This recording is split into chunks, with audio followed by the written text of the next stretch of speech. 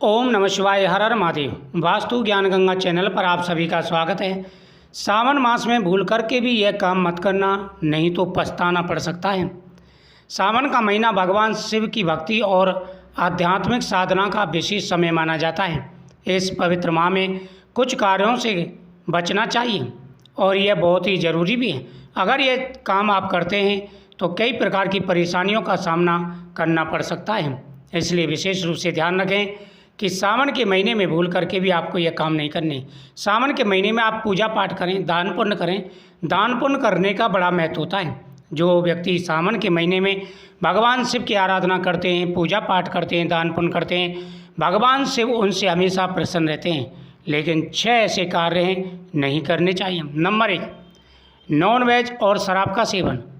सावन का जो महीना है, पवित्र महीना है, इस दौरान मांस, मछली, अंडा और शराब का सेवन वर्जित माना जाता है।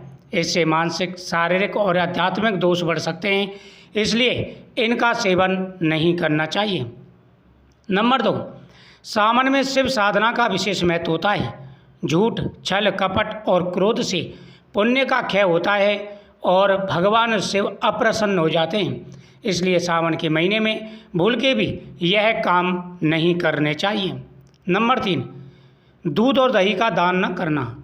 सावन में दूध दही का शिवलिंग पर अभिषेक करना उत्तम होता है, लेकिन इसका दान करना इस महीने में निषेध माना गया है। इसलिए विशेष रूप से ध्यान रखना चाहिए और इन चीज़ों का दान नहीं करना चाहिए। नंबर 4, शिवलिंग पर जल चढ़ाते समय कांसे, एल्युमिनियम या प्लास्टिक के बर्तनों का प्रयोग ना करें।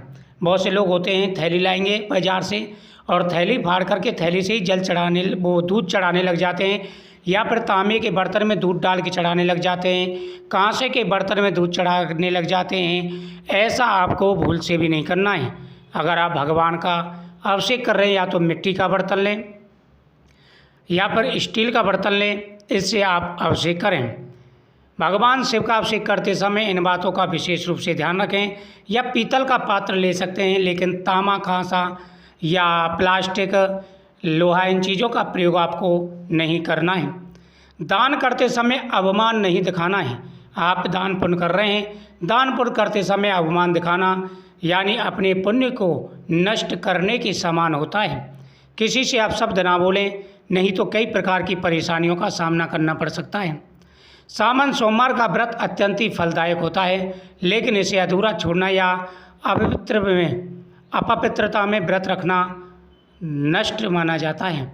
यानी अपवित्रता, जब आप व्रत रखने की स्थिति में ना हो और उस समय व्रत अगर आप छोड़ते हैं तो व्रत नष्ट माना जाता है। अगर आप इन बातों का ध्यान रखते हैं तो भगवान शिव की कृपा आपके ऊपर बनी रहेगी और आपके जीवन में आ रहे सारे कष्ट और परेशानियां दूर हो जाएंगी।